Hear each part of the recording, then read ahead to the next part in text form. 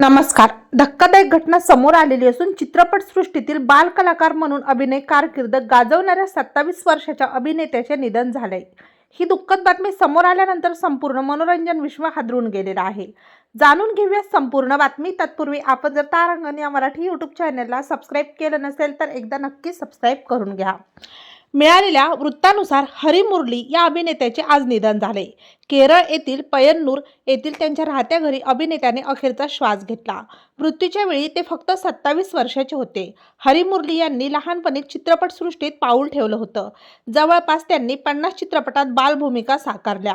रसिकन, अण्णन Thampi, मादंबी, don अशा अनेक चित्रपटात त्यांनी काम केले. हरी मुरलीने सुपरस्टार मममूटी यांच्यासोबत काम केले.